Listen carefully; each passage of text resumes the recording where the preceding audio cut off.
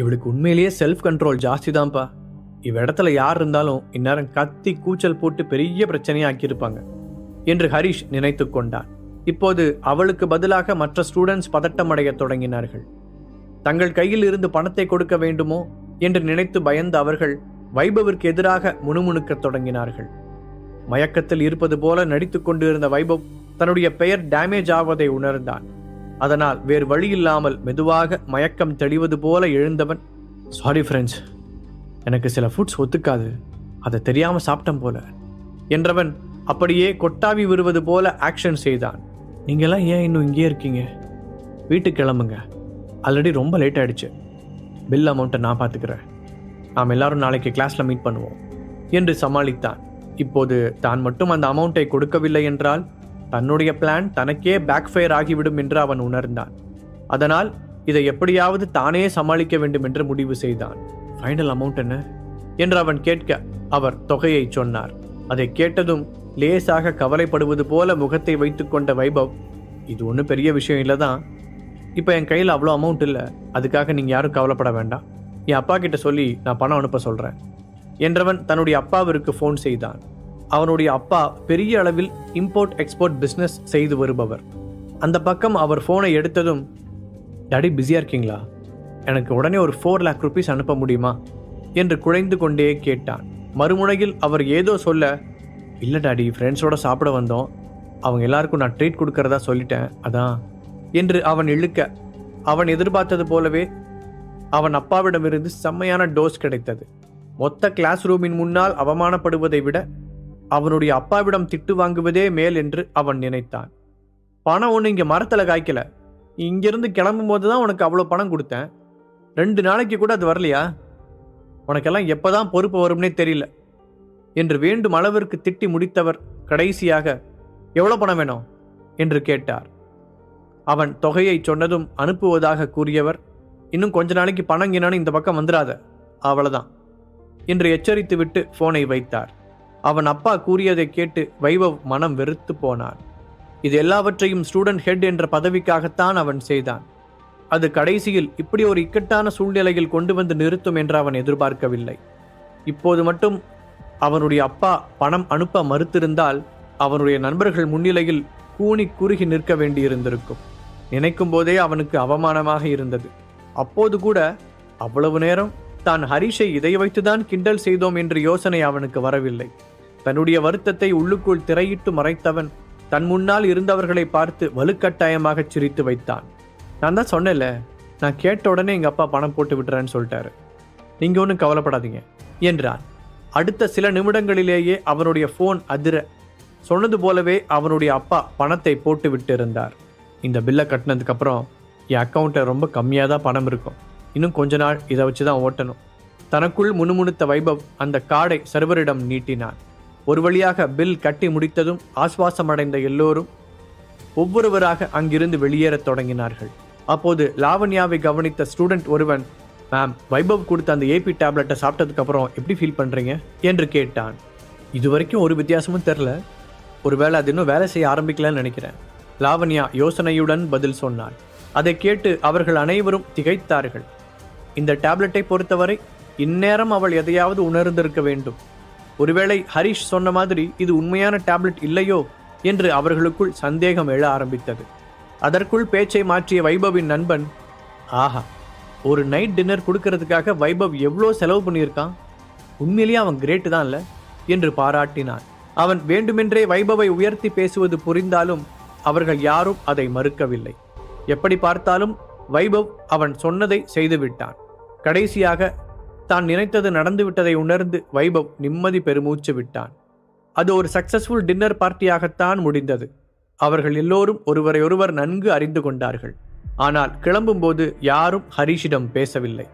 Ma'am, உங்களுக்கு ஓகேனா என்னோட காரில் வாங்க, நான் உங்களை ட்ராப் பண்ணுறேன் என்று லாவண்யாவை கேஷுவலாக அழைத்தான் ஹரிஷ். இந்த அழைப்பை ஏற்று அவனுடன் நடந்த லாவண்யா, ஹரிஷ், நீ ஏதோ அட்வான்ஸ் ட்ரைனிங் எடுத்துக்கிறேன்னு நினைக்கிறேன், நான் சொல்றது கரெக்டா என்று கேட்டாள்.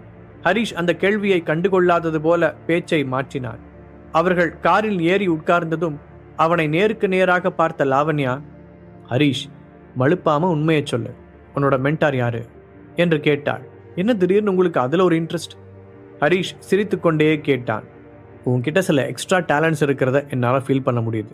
இவ்வளோ சின்ன வயசில் உனக்கு இந்த அளவுக்கு சொல்லிக் கொடுத்த குரு யாருன்னு தெரிஞ்சுக்க விரும்புகிறேன் என்று நினைத்ததை மறைக்காமல் வெளியில் சொன்னாள் லாவண்யா. இதெல்லாம் நல்லா ஃபீல் பண்ணுங்க, ஆனால் அந்த வைபவ் கொடுத்த டேப்லெட்டை டூப்ளிகேட்டுங்கிறத மட்டும் கண்டுபிடிக்க தெரியல. நினைத்த ஹரிஷுக்கு இன்னமும் அவளுக்கு எந்த ரியாக்ஷனும் நடக்காததை நினைத்து கவலையாக இருந்தது. வெளியில் தெரியாவிட்டாலும் அவளுக்குள் ஏதோ தவறாக செல்கிறது என்பதை புரிந்து கொண்டதால் தான் அவளை தன்னுடன் அழைத்து வந்திருந்தான். நீங்க சொல்றதுல பாதி சரி மீதி தப்பு. அவர் எனக்கு நிறைய சொல்லிக் கொடுத்தாரு தான், நான் இல்லைன்னு சொல்லலை. பட் ஆரம்பத்தில் நான் கற்றுக்கிட்டது எல்லாமே என்னோட சுய முயற்சியில் தான் என்று தெளிவாக கூற, சாரி ஹரீஷ், நான் உன்னை பற்றி தப்பாக நினச்சிட்டேன். ஹெர்பல் மெடிசனை பொறுத்த வரைக்கும் நீ ஏற்கனவே ஒரு பெரிய லெவலில் இருக்கேன்னு தான் நினைக்கிறேன். இப்போ கிடைச்சிருக்கிற இந்த டைமில் இன்னும் நல்லா எஃபர்ட் போட்டேன்னா ஃபைனல் எக்ஸாமில் உன்னை அடிச்சுக்க யாராலையும் முடியாது. லாவண்யா அவனுக்கு தன்னம்பிக்கை அளிக்கும் விதமாக பேசினாள். அதுக்கு இன்னும் நாள் இருக்கு, அப்போ பார்த்துக்கலாம் மேடம். ஹரீஷ் சாதாரணமாக பதில் சொன்னான். அப்போது லாவண்யா ஏதோ சொல்ல வர திடீரென்று அவளுடைய முகம் வெளிரியது. நெற்றியில் பெரிய வியர்வை துளிகள் உருவாக ஒரு மாதிரி பலவீனமாக உணர ஆரம்பித்தாள். காரை ஓட்டி கொண்டிருந்தாலும் அவள் மீது ஒரு கண் வைத்திருந்த ஹரீஷ், மேம் நல்லா இருக்கீங்களா மேம், உங்களுக்கு என்ன பண்ணுது என்று கேட்டான். நான் நல்லா தான் இருக்கேன், நீ ரோட்டை பார்த்து காரை ஓட்டு. வைபவுக்கு மாதிரியே எனக்கும் அங்கே சாப்பிட்டது ஏதோ சேரலன்னு நினைக்கிறேன். லாவண்யா சமாளிக்கும் விதமாக சொல்ல, அப்படியா என்ற ஹரீஷ் அவளை நம்பிக்கை இல்லாமல் பார்த்தான். அவளுடைய ரியாக்ஷனை பார்த்தால் சாதாரண ஃபுட் அலர்ஜி போல தோன்றவில்லை. ஆனால் லாவண்யா ஒத்துழைக்காமல் அவனால் எதுவும் செய்ய முடியாது. லேட் ஆயிடுச்சு ஹரீஷ், நீ என்னை காலேஜ் கேம்பஸில் இறக்கி விட்டுட்டு வீட்டுக்கு போ என்று உறுதியான குரலில் லாவண்யா கூற, ஹரீஷ் அவள் சொன்னபடியே கேம்பஸில் இறக்கி விட்டான். மேம் உண்மையை சொல்லுங்க, உங்களுக்கு நிஜமாவே எதுவும் பண்ணலையா? அப்படி ஏதாவது இருந்தா இப்பவே சொல்லிடுங்க, நான் கண்டிப்பா என்னால் முடிஞ்ச ஹெல்ப்பை பண்றேன். ஹரீஷ் கூற லாவண்யா மறுத்து தலையசைத்தாள். எனக்கு தான் ஒன்றும் இல்லைன்னு சொல்றேன்ல, நீ கிளம்பி போ என்று அவள் ஸ்ட்ரிக்டாக கூற ஹரீஷ் அங்கிருந்து விடைபெற்று கிளம்பினான். அதன் பிறகு அவன் தன்னுடைய பிளாட்டிற்கு வர கிட்டத்தட்ட 1 மணி நேரத்திற்கு மேல் ஆனது. அங்கு சந்தனா ஏற்கனவே தூங்கி இருக்க லாவண்யா சாப்பிட்டது என்ன வகை டேப்லெட் என்று கண்டறிய ஷெல்ஃபில் இருந்த சில புத்தகங்களை எடுத்து புரட்டினான் ஹரீஷ். அந்த டேப்லெட்டின் கலர், அதில் இருந்து வந்த வாசனை, இதையெல்லாம் அடிப்படையாக வைத்து தேட கொஞ்ச நேரத்தில் அந்த மருந்தை அடையாளம் கண்டுபிடித்தான். அது ஒரு NP டேப்லெட். நல்ல வேளையாக அதில் உயிருக்கு ஆபத்து எதுவும் இல்லை. ஆனால் இது அந்த AP டேப்லெட்டிற்கு நேர் ஆப்போசிட் ஆனது. அவள் இவ்வளவு நாள் பயிற்சிகள் மூலம் உருவாக்கி வைத்திருந்த உடல் வலிமையை அப்படியே குறைத்து விடும் என்று அதில் குறிப்பிடப்பட்டிருப்பதை பார்த்த ஹரிஷுக்கு லாவண்யாவை நினைத்து கவலையாக இருந்தது. 5 நாட்களுக்கு பிறகு அவர்கள் மீண்டும் சாதாரண மனிதர்களைப் போல நார்மல் மோடிற்கு வந்து விடுவார்கள் என்பதை பார்த்து நிம்மதி பெருமூச்சு விட்ட ஹரீஷ் அதில் எழுதப்பட்டிருந்த கடைசி குறிப்பை பார்த்து நெற்றியை சுருக்கினான். அந்த டேப்லெட் எடுத்துக்கொள்பவர்களின் பலத்தை குறைத்து கொண்டே வரும், ஆனால் 5 நாட்களில் அவர்கள் பழைய நிலைமைக்கு வந்துவிடலாம் என்று போட்டிருந்தது.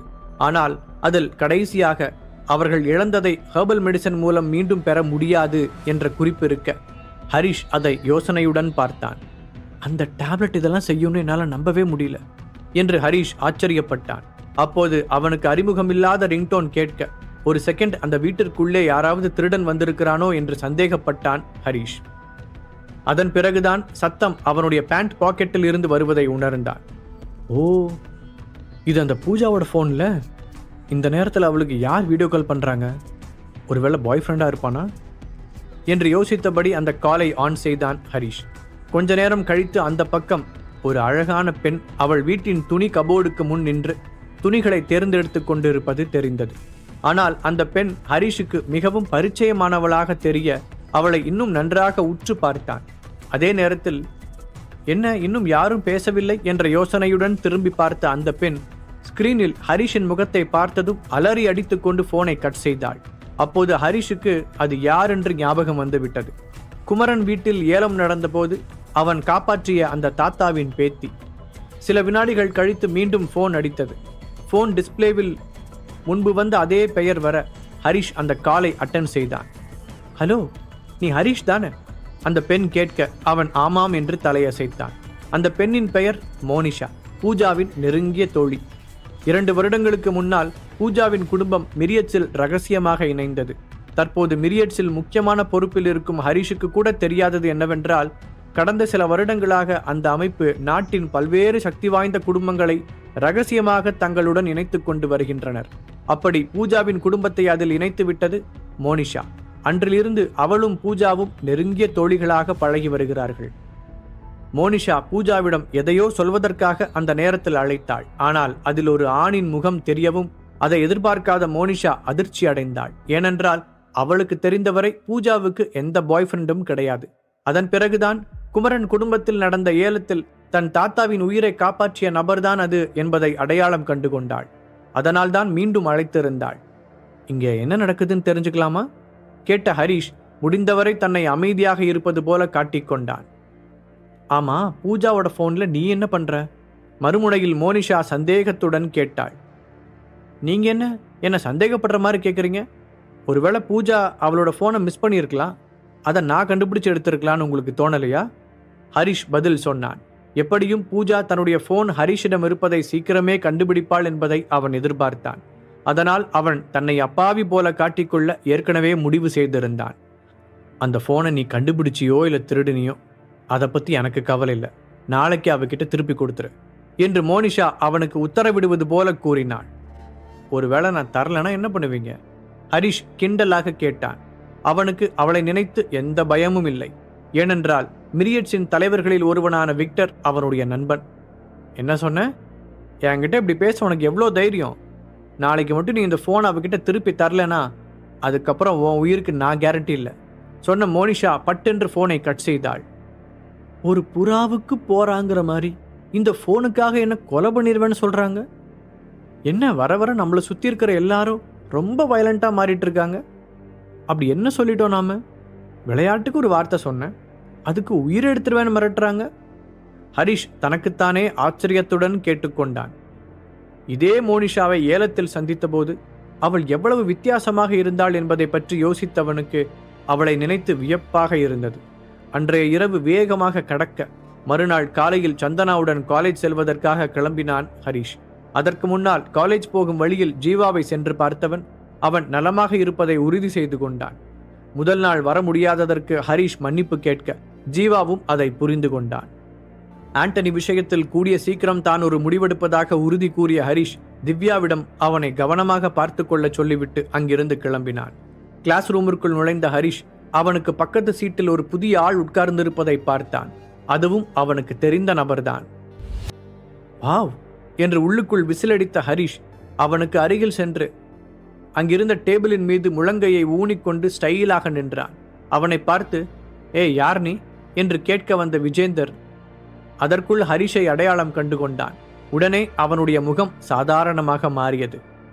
விஜேந்தர், நீ இங்க என்ன பண்ற என்று ஹரிஷ் சிரித்துக்கொண்டே கேட்க, ஹரிஷ் நீ எப்படி இங்க என்று அவனும் அதே நேரத்தில் பதிலுக்கு கேட்டான். அஃப்கோர்ஸ், நான் இங்க படிக்கிறதுக்காக வந்திருக்கேன் என்று அதே சிரிப்பு மாறாத முகத்துடன் சொன்ன ஹரிஷ் தன்னுடைய இடத்தில் உட்கார்ந்தான். ஹரிஷை அவ்வளவு பக்கத்தில் பார்த்த விஜேந்தருக்கு ஒரு வகையில் சலிப்பாக இருந்தது. இவங்கிட்ட ஏற்கனவே 2 தடவை அடி வாங்கியாச்சு, ஆனா பதிலுக்கு என்னால இவனை ஒண்ணுமே செய்ய முடியல மனதிற்குள் நினைத்த விஜேந்தர், ஆமா நான் ஏன் திரும்ப திரும்ப இவனையே சந்திக்கிறேன் என்று வாய்விட்டு முணுமுணுத்தான். என்ன சொன்ன? திரும்பி பார்த்த ஹரிஷ் அவனிடம் கேட்க, ஒன்னும் இல்ல. விஜேந்தர் வேகமாக தலையை ஆட்டி பதில் சொன்னான். அவனுக்கு இப்போது ஹரிஷை பார்க்க விருப்பமில்லை.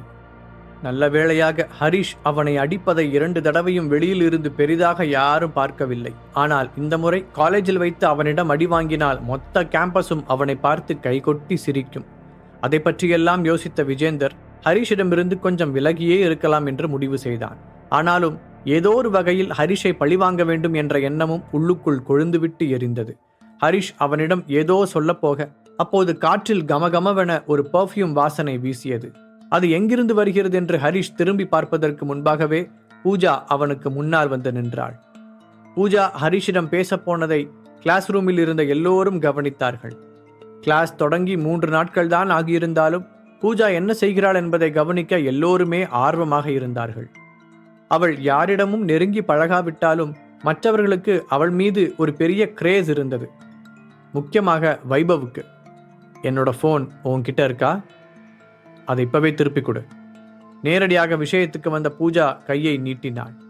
நேற்று நைட்டே பூஜாவின் போன் ஹரிஷிடம் இருப்பதை பற்றி அவளுக்கு தகவல் சொல்ல மோனிஷா ஒரு ஆளை அனுப்பியிருந்தாள். பூஜா சொன்னதை கேட்ட அவர்களின் கிளாஸ்மேட்ஸ் குழப்பத்துடன் அவர்கள் இருவரையும் பார்த்தனர். பூஜாவோட போன் எப்படி ஹரிஷ் கிட்ட போச்சு? அவங்க 2 பேரும் ஃப்ரெண்ட்ஸா? நமக்கு தெரியாம இது எப்ப நடந்துச்சு? நேத்து கூட 2 பேரும் பேசிக்கிட்ட மாதிரி தெரியலையே என்று தங்களுக்குள் யோசித்தார்கள். அப்படியா, இது உன்னோட ஃபோன் தானா? நேற்று ஹோட்டலில் விட்டு வெளியே வரும்போது கீழே கிடந்து எடுத்தேன். யாரோடதா இருக்குன்னு யோசிச்சுக்கிட்டே இருந்தேன். ஏன்னா ஆல்ரெடி எல்லாருமே கிளம்பி போயிருந்தாங்க. சரி, நம்ம கிளாஸ்மேட்ஸ் யாரோடதா தான் இருக்குன்னு பத்திரமா எடுத்து வச்சேன். ஹரிஷ் சாதாரணமாக பதில் சொன்னான். பூஜா வந்து கேட்டால் என்ன சொல்வது என்று அவன் ஏற்கனவே ப்ரிப்பேர் செய்து வைத்திருந்தான். என்னோட ஃபோட்டோஸ் எதையும் நீ ஓப்பன் பண்ணி பார்க்கல? பதிலுக்கு பூஜா கோபமாக கேட்டாள். நிச்சயமா இல்லை. என்னை பார்த்து அவனுக்கு என்ன பொறுக்கி மாதிரியே தெரியுது? ஹரிஷ் அவனுக்கு ஹர்ட் ஆனதை போன்ற பாவனையுடன் பதிலளித்தான். பூஜா தன் மீது எவ்வளவு கோபமாக வந்தாள் என்பதை ஹரிஷ் கவனித்திருந்தான். அதனால் அவளுக்கு முன்னால் தான் முந்திக் கொள்ள முடிவு செய்தான். நான் தான் கீழே கிடந்து எடுத்தேன்னு சொல்லிட்டேன்ல, அப்புறமும் ஏன் என்னை பொறுக்கி மாதிரி ட்ரீட் பண்ற என்று எழுந்து நின்று அவளை முறைத்தபடி தைரியமாக கேட்டான் ஹரிஷ். பூஜா மீண்டும் அவனிடம் கேள்விகள் கேட்பதை தவிர்க்க நினைத்தான் ஹரிஷ். இல்லாவிட்டால் எப்படியாவது அவளிடம் வாய் தவறி உண்மையை சொல்லிவிடுவோமோ என்று பயந்தான். நான் வெளியே எடுக்காத வரைக்கும் என்னோட ஃபோன் பேக்குக்குள்ளே தான் இருக்கும். ஸோ இப்போ நீ உண்மையை சொல்லு, என்னோட ஃபோனை எங்கிருந்து எடுத்த? பூஜா கடுமையான குரலில் கேட்க, பூஜா நான் ஏற்கனவே தெளிவாக எக்ஸ்பிளைன் பண்ணிட்டேன். நீ பணக்கார குடும்பத்தை சேர்ந்த பொண்ணுங்கிறதுக்காக என்னை எப்படி வேணாலும் நடத்தலாம்னு நினைக்காத. நான் ஏழையாக இருக்கலாம், அதுக்காக எதையும் திருடணும்னு எனக்கு அவசியம் இல்லை. ஹரிஷ் மூச்சு விடாமல் பேசினான். அவன் நடிக்கிறான் என்று பூஜாவால் கண்டுபிடிக்க முடியவில்லை. அதனால் அவன் உண்மையாகத்தான் கூறுகிறான் என்று நினைத்து கொண்டாள். நான் உன்னை தப்பா ஃப்ரேம் பண்றேன்னு நினைக்கிறியா? எதுக்காக என் மேல இவ்வளோ கோபப்படுற? கேட்ட பூஜாவின் குரலில் இப்போது கோபத்திற்கு பதிலாக கவலை தெரிந்தது. அதற்குள் வைபவின் அந்த 2 நண்பர்களும் எழுந்து அவர்கள் பக்கத்தில் வந்தார்கள். பூஜா உன்கிட்ட சில கொஸ்டின்ஸ் கேட்டதுனால நீ அவங்கள மிரட்ட பார்க்குறியா என்று ஒருவன் கேட்க, பூஜா எனக்கு என்னமோ இவன் சொல்றதுல நம்பிக்கையே வரல. நான் வேணா போலீஸை கூப்பிடவா? அவங்க வந்து கேட்கிற விதமா கேட்டா எல்லா பதிலும் தானா வரும் என்று இன்னொருவன் ஹரிஷை ஓரக்கண்ணால் பார்த்து கொண்டே பூஜாவிற்கு ஐடியா சொன்னான். அதை கேட்டுக்கொண்டிருந்த விஜேந்தர் இதுதான் தனக்கான சான்ஸ் என்று நினைத்து இடையில் குதித்தான். என்ன போலீஸை கூப்பிடுறீங்களா? நீங்க ஹரிஷை பத்தி தெரியாம பேசிட்டு இருக்கீங்க. அவன் இப்பதான் கொஞ்ச நாளைக்கு முன்னாடி அங்கிருந்து ரிலீஸ் ஆகி வந்தான். நீங்க வேணா அவன் எதுக்காக போலீஸ் ஸ்டேஷன் போனான்னு கேட்டு பாருங்களேன் என்றான் அவன். என்ன, ஹரிஷ் போலீஸ் ஸ்டேஷனுக்கு போயிட்டு வந்திருக்கானா? அதனால தான் ஏஜே ஃபேமிலியிலிருந்து அவனை வெளியே துரத்தி விட்டாங்களா என்று ஆளாளுக்கு ஒன்றை கேட்க, ஹரிஷ் ஒரு முன்னாள் கைதி என்பதை நினைத்து அந்த கிளாஸ் ரூம் மொத்தமும் ஒரு பெரிய சிரிப்பலை பரவியது. விஜேந்தர் இப்போது தைரியமாக ஹரிஷை கிண்டல் செய்தான். ஹரிஷை அவனுடைய கிளாஸ்மேட்ஸ் மிரட்டுவதை பார்த்து விஜேந்தருக்கு கொஞ்சம் பயம் போயிருந்தது. எப்படி இருந்தாலும் இது ஒரு காலேஜ், ஜெயில் கிடையாது என்பதால் அவனுக்கு புதிதாக ஒரு தைரியம் முளைவிட்டு இருந்தது. ஹரிஷ் எதுக்காக ஜெயிலுக்கு போனான்னு நானே உங்ககிட்ட சொல்றேன். இவன் ரோட்ல ஒருத்தன் கூட சண்டை போட்டுட்டு அவனோட மண்டையை உடைச்சிட்டான். அதனால கிட்டத்தட்ட 2 வாரம் ஜெயில தான் இருந்தான். விஜேந்தர் ஒரு கதை போல் விவரிக்க கிளாஸ் ரூம் மொத்தமும் இப்போது ஹரிஷை ஒரு ரவுடியை போல பார்த்தார்கள். அப்படின்னா நீ ஆல்ரெடி ஜெயிலுக்கு போயிருக்க, உனக்கு பண தேவையும் இருக்கு. இதெல்லாம் வச்சு பார்க்கும்போது பூஜாவோட ஃபோனை திருடுறதுக்கு உங்ககிட்ட 10 பொருத்தமும் பக்காவா பொருந்தி இருக்கு. இதுக்கப்புறமும் நீ அந்த ஃபோனை கீழே கடத்து தான் எடுத்தேன்னு சொன்னா அதை நாங்கள் நம்பணுமா? நடந்ததையெல்லாம் பார்த்து கொண்டிருந்த வைபவ் ஹரிஷை பார்த்து நக்கலாக கேட்டான். நேற்று ஹோட்டலில் விஐபி கார்டை எடுத்து கொடுத்து ஹரிஷ் திடீர் ஹீரோவானது வைபவுக்கு பொறாமையை ஏற்படுத்தி இருந்தது. நான் திருடிட்டேன்னு நீங்கள் எல்லாரும் நினைச்சா அதுக்கு நான் ஒன்றும் பண்ண முடியாது. அதை ப்ரூவ் பண்ண உங்ககிட்ட ஏதாவது ஆதாரம் இருக்கா என்று தோள்களை குலுக்கிய ஹரிஷ், சொல்லப்போனா நான் உனக்கு உதவி தான் பண்ணியிருக்கேன் என்று பூஜாவை பார்த்து கூறினான். என்ன உதவி? என்னோட ஃபோனை திருடினதா? பூஜா இப்போது உண்மையான கோபத்துடன் கேட்டாள். ஹரிஷ் ஏற்கனவே நிலைமை கைமீறி போய்விட்டதை உணர்ந்தான். நேரம் காலம் தெரியாமல் விஜேந்தர் அவன் போலீஸ் ஸ்டேஷனில் இருந்ததை உளறிவிட்டதால் அவர்கள் எல்லோரும் ஹரிஷை சந்தேகத்துடன் பார்த்தனர். இப்போது எப்படியாவது தன்னை குற்றவாளி இல்லை என்று நிரூபிக்க வேண்டிய கட்டாயத்திற்கு ஆளானான் ஹரிஷ். தன்னுடைய உண்மையான அடையாளத்தை வெளிப்படுத்தி ஒரே நிமிடத்தில் அவனால் அதை செய்ய முடியும். ஆனால் அதன் பிறகு இங்கு படிக்கப் போகும் 4 வருடங்களும் அவனுக்கு இயல்பானதாக இருக்காது. அதோடு அவனுடைய இலக்கை அடையும் வரை தன்னுடைய அடையாளத்தை எல்லா இடங்களிலும் காட்டிக்கொள்ள அவன் விரும்பவில்லை. அது தனக்கு இடைஞ்சலைத்தான் ஏற்படுத்தும் என்று நினைத்தான். நீ என்ன தப்பா நினைக்கிற பூஜா, நேற்று நைட்டு வைபவும் அவனோட ஃப்ரெண்ட்ஸும் பேசிக்கிட்டு இருந்ததை நான் கேட்டேன். அவங்க பில் கட்ட காசு இல்லாதனால ஒன்றை பில் கட்ட வைக்கலான்னு சொல்லிக்கிட்டு இருந்தாங்க. அதனால தான் கீழே கிடந்தவன் ஃபோனை எடுத்து உடனே கொடுக்காம இன்னைக்கு கொடுக்கலான்னு நினச்சேன். ஹரிஷ் சொல்லி கொண்டு இருக்கும் போதே இதை என்னை நம்ப சொல்றியா என்று பூஜா கேட்டாள். அதுக்கு மேலே இதை நம்புறதும் நம்பாதும் உன்னோட விருப்பம். மீண்டும் தோள்களை குலுக்கிய ஹரிஷ் அவர்களை அலட்சியமாக பார்த்தான். அவர்கள் பேசிக்கொண்டு இருந்ததை கேட்டதாக ஹரிஷ் சொன்னதும் வைபவும் அவருடைய நண்பர்களும் திருட்டு மொழியுடன் ஒருவரையொருவர் பார்த்து கொண்டனர். நேத்து நாம பேசிக்கிட்டு இருந்ததை இந்த இடியட் எப்படி கேட்டான் என்று நினைத்தவர்கள் வாயை திறந்து பேசாமல் தலையை மட்டும் அசைத்து கொண்டார்கள். ஹரிஷ் தன்னை பற்றி சொன்னதை பூஜா நம்பாததை கண்டு வைபவ் நிம்மதி பெருமூச்சு விட்டான். நல்ல வேளை, அப்பா நேற்று காதலை கேட்க முடியாத அளவுக்கு திட்டுனாலும் கேட்ட உடனேயே நமக்கு பணம் அனுப்பிட்டாரு. இல்லாட்டி மொத்த கிளாஸ் ரூம் முன்னாடியும் என் மானம் கப்பல் ஏறி இருக்கும் என்று நினைத்து கொண்டான். ஆனால் ஹரிஷோ அதற்கு நேர் எதிராக உணர்ந்தான். என்ன, மொத்த கிளாஸ் ரூமும் இப்போ நம்மளை அக்யூஸ்ட் மாதிரி பார்க்குதே, இது எப்படி சரி பண்ண போகிறோம்? நினைக்கும் போதே அவனுக்கு மலைப்பாக இருந்தது. யார் யாருக்கோ உதவ போய் கடைசியில் அவன் தலை உருண்டு கொண்டிருந்தது. அப்போது கிளாஸ் தொடங்குவதற்கான அறிவிப்பு வர அதே நேரத்தில் ப்ரொஃபசர் லாவண்யாவும் அந்த கிளாஸ் ரூமுக்குள் நுழைந்தாள். எல்லோருடைய கவனமும் அவளின் பக்கம் திரும்பியது. என்ன, இன்னைக்கு கிளாஸ் ரூமே ஒரே சவுண்டாக இருக்கு, ஸ்டாஃப் ரூம் வரைக்கும் உங்கள் சத்தம் கேட்குது. கிளாஸ் டைம் ஸ்டார்ட் ஆயிடுச்சுன்னு தெரியாதா உங்களுக்கு? எல்லாரும் அவங்கவுங்க இடத்துக்கு போங்க என்று சொல்லிக்கொண்டே அவளுடைய டேபிளுக்கு சென்றாள். மேம், நீங்கள் கரெக்டான நேரத்துக்கு தான் வந்திருக்கீங்க. ஹரிஷ் நேற்று பூஜாவோட ஃபோனை திருடிட்டான், ஆனால் அதை ஹோட்டலில் கீழே கிடந்து எடுத்ததா பொய் சொல்கிறான் என்று வைபவ் முதல் வேலையாக ஹரிஷை போட்டு கொடுத்தான். அவனை நிமிர்ந்து பார்த்த லாவண்யா, வைபவ், இது ஒன்றும் விளையாடுற நேரம் இல்லை. நானும் நேற்றுலேருந்து பார்த்துக்கிட்டே இருக்கேன். நீ ஏதாவது ஒரு விதத்தில் ஹரிஷை அவமானப்படுத்த முயற்சி பண்ணிக்கிட்டே இருக்க. அது எதுவுமே சரியாக ஒர்க் அவுட் ஆகலைன்னு இப்போ அவன் மேலே திருட்டு பட்டம் கட்டலான்னு நினைக்கிறியா? ஹரிஷ் அப்படி செய்கிற ஆள் கிடையாதுன்னு எனக்கு தெரியும். ஐ திங்க் உனக்கு எதனாலேயோ ஹரிஷை பிடிக்கலன்னு எனக்கு நல்லா தெரியுது. உன்னோட பர்சனல் கோபத்துக்காக இன்னொருத்தர் லைஃபோட விளையாடுற வேலையை வச்சுக்காத என்று சீரியஸான குரலில் கூறினாள். அது இல்லை மேம், நிஜமாவே என வைபவ் மேலும் ஏதோ கூற வர கையை உயர்த்தி அதை தடுத்த லாவண்யா, போது வைபவ், நீ போய் உன்னோட இடத்துல உட்கார், நான் ஒரு முக்கியமான விஷயம் அனௌன்ஸ் பண்ணணும் என்றாள். ஒருவேளை இதே போன்று ஹரிஷ் திருடி விட்டதாக நேற்று கூறியிருந்தால் லாவண்யா நம்பியிருக்க கூடும். ஆனால் இப்போது அவள் ஹரிஷை பற்றி இன்னும் அதிகமாக தெரிந்து வைத்திருந்தாள். ஹரிஷிடம் ஏதோ ஒரு அபாரமான திறன் ஒளிந்து கொண்டிருப்பதாக நம்பினாள். இத்தனை வருடத்தில் அவனைப் போல ஒருவனை அவள் சந்தித்ததில்லை.